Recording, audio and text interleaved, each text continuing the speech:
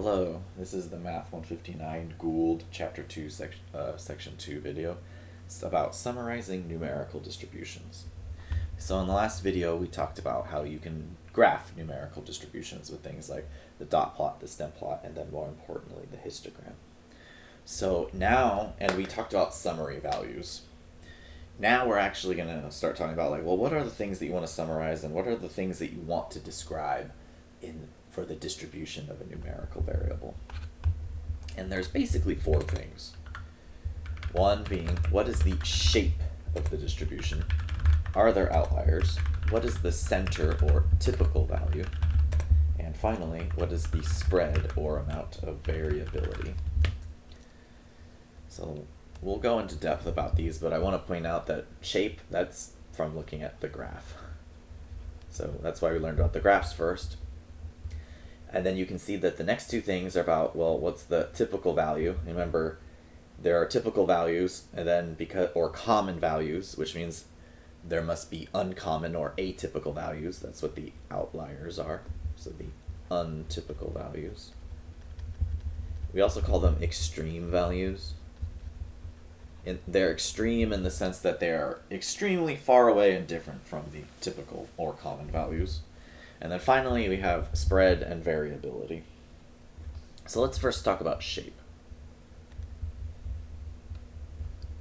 So for shape, you need to look at the graph, generally a histogram.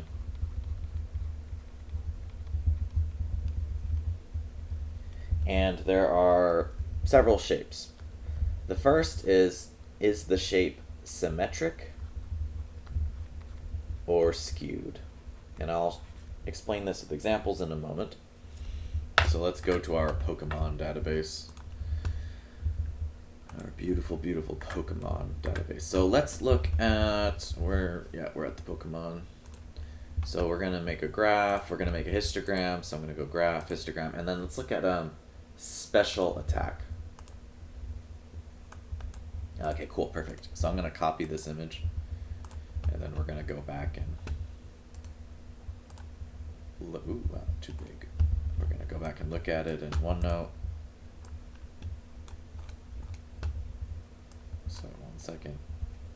I'm just switching back. It's always so hard to change the window. There we go, cool. Okay, so when you want to figure out if a graph is symmetric or skewed, you want to find the high point, or the tallest bin of the graph, which is called the mode. So you can see very obviously that this is the tallest bin. Looking at the bins, going from 0 to 50, there are 1, 2, 3, 4 bins. There are 4 bins which split 50 equally, so if you want to know the bin width, you would then take 50 divided by 4. Should be 25 divided by 2, which is 12.5. So the bin width is 12.5. Alright, so if you wanted, so looking at this bin, this is the bin from 50 to 62.5. So what is the most commonly occurring special attack amount? Somewhere between 50 to 62.5. So anyways, now that we have this, I'm going to draw a little line segment here going through that bin. Okay. So once you've determined the mode and you've drawn it, then what you draw are the tails. So there's the left tail, which starts at the mode and goes all the way to the left. So this is the left tail. And then you have the right tail, which starts at the mode and goes... Oops, let's do a different color. Let's do green.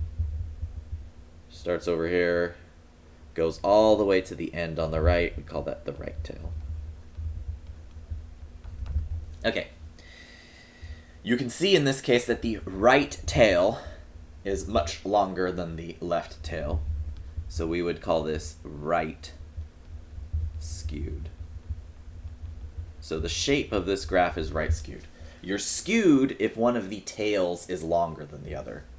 You are symmetric if the tails are the same width, approximately. or same length. They don't have to be exactly, just approximately. In this case, the right tail is definitely much longer than the left tail, so we'd be right skewed. If the left tail was longer, we would say left skewed. Okay, so we have the shape. Part of the shape is whether it's symmetric or skewed. In this case, we are right skewed.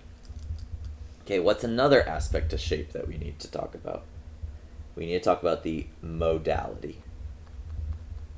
So modality is much like the mode, which I discussed over here. So you can see that there is a single bin, which is much higher than the rest, this one over here. So we would say that this is unimodal. What does that mean? That there is one mode. If there seem to be two different bins that are separated and about equally tall, we would call that bimodal. If you have multiple bins that are equally tall and separated, we would call that multimodal. Let's go back to Pokemon. Let's go back to the Pokemon, and let me see if I can make a graph that will explain this. Where's the Pokemon? There we go, Pokemon. Okay, so let's, we're gonna, oops. No idea what happened. Okay, so we're gonna make a different histogram. I'm gonna go graph, histogram.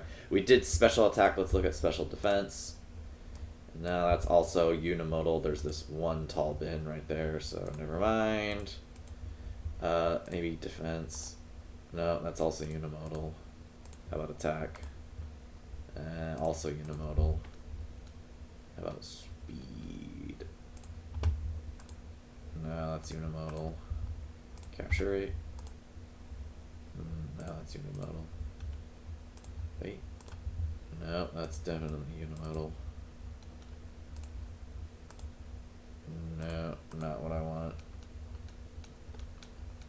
Alright, so I'm just going to draw you an example then. Let me switch back to OneNote. Okay, so I'm going to like make up a fake histogram here to show you what bimodal would look like. Okay, so let's just say you had some variable and here's the x-axis. I'm going to quickly draw in some bins. There's a bin, here's a bin, there's a bin, boom, boom, small, large, large again. There we go. Okay, so there's my horribly drawn histogram, but whatever. You can see that this bin right here and this bin right here are about the same height. And you can see, I'm going to draw over it. If you trace over it, it peaks right there, goes back down, goes up and peaks again. And these two peaks are about the same height. And so if you have two peaks separated by a valley, that would be bimodal. What would it mean to be multimodal? Well, you would need more than two. So if I add some more in here and then extend it, you can see that there are three peaks, three bins, three peaks, whatever, about the same height, separated with valleys in between. So this would be a multimodal. If you didn't have this one, it would be bimodal. Okay. So as far as modality is concerned, you've got unimodal, bimodal, or multimodal. You also have uniform. Uniform is when there is no discernible mode. So in other words, there is no single bin that sticks out the most. We actually saw an example of that. Let me go back and show you in the Pokemon. Here, generation. If you look at this in generation, you can see that there's this bin, and this bin. They're all about the same. So there is no highest one as far as you can see. Okay, so that's a pretty good example of uniform. Okay, so let me switch back to OneNote. Okay, so we've talked about shape. Now we can move on to the next thing, which is outliers. Actually, let's talk about center first. So let's talk about center. So there are different ways of defining what is the typical or center value. The center value isn't necessarily in the center. So let's talk about this. The center isn't necessarily in the center. By center, we mean the value by which we compare other values, or in other words, the center value. So the typical value is the center in the sense that we look at how far away something is from the center to determine if it is an outlier or an extreme value. Sometimes this is the mode. Sometimes it isn't. And we are going to be getting into a good amount of depth about the different sorts of centers that there are in different,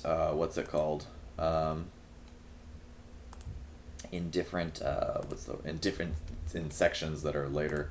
So for now, what you need to know basically is that your center value or typical value will depend upon what's important to you basically and other aspects of the of your distribution. So for certain shapes basically, we're going to find out that one sort of center is different than another sort of center. So just be aware of that for now. Okay, so let's talk about outliers. So outliers are values which are isolated and far away from the center or typical value. So this is best explained with an example by going to, let's go to the Pokemon database and hopefully we can find a good one.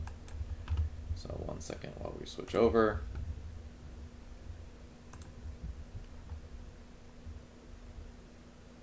There you go. Sometimes it is just so hard to find these things. Okay, so let's look at a histogram and we'll look at, let's do speed. Okay, good. Speed's a good example. Okay, so you can see, I'm going to copy this and we're going to go back to OneNote because I need to be able to draw to explain this.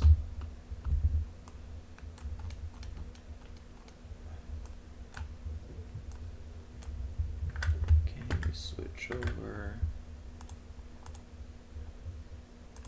Perfect. Okay, cool. So here we are. This is the speed variable for the Pokemon. So you can see definitely that we have a mode in this bin. And we will draw our little line through it. Okay, and then we'll draw our tails through it. So left tail, right tail.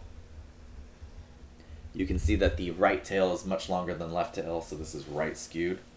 Okay, now what I want to point out is that the graph starts very low, it increases up to the mode, and then it falls back down. And what I want to highlight is this bin right here. You can see that there's this gap. There's nothing in this region over here. That's what I mean by that these are values that are isolated. Whatever values in this are in this bin over here, it's lacking neighbors in this section right here. There's no Pokemon that have speeds in this region right here. So the Pokemon that are in this bin are isolated away from the typical value, which for right now we'll just say that the typical value is the mode. So the typical value is like somewhere around 50. So typically Pokemon have a speed of about 50, and the Pokemon in this bin over here are as far away as you can get, and they're isolated. There's this gap from other Pokemon. So let's go back to StatCrunch because I want to show you something. Sorry, it's just so hard to switch screens sometimes. Okay, so what I'm going to do is I'm going to highlight.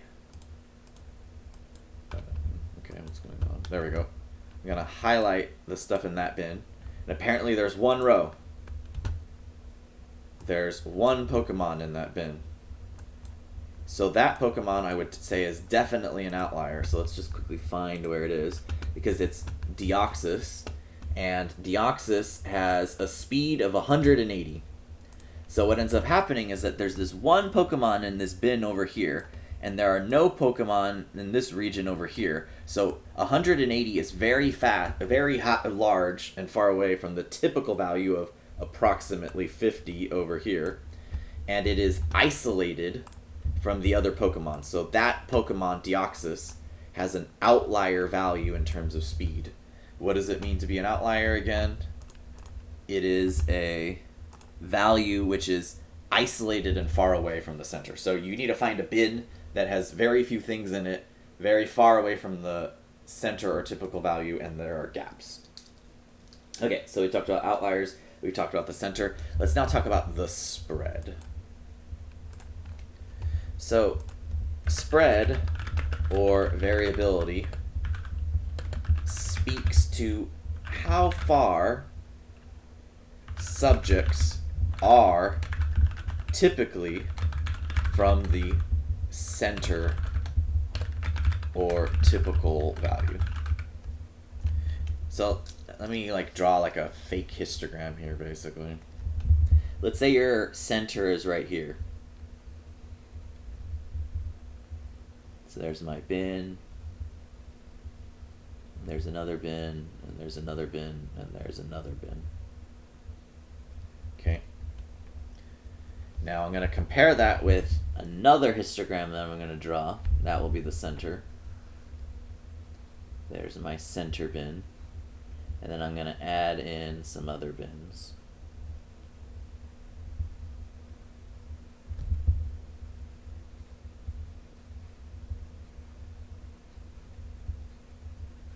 Okay. So how far is the tail, the left tail for the upper bin, from here to here?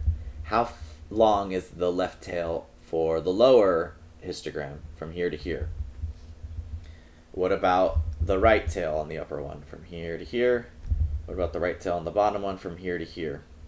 The one on the bottom has more spread or variation. This one has less spread. Why? Because literally the values are more spread out on the bottom. There are more subjects or values which are far away from the center or typical value. Alright, so on the bottom, there are more subjects that are far away from the typical value, or center. Whereas here, there are fewer subjects that are far away from the typical value. So less spread means they're more bunched up. More spread means they are literally more spread out. I mean, it's pretty straightforward in that sense. In later sections, we are going to go more deeply into this. Like, how do you actually compute a number which will tell you, oh, this has a spread of 5 versus this has a spread of 15. Like, this has more spread than this one, and so on. We'll also talk about, how do you calculate somehow what your typical or center value is. But those will be later sections. For now, you just sort of have to understand the concept behind it.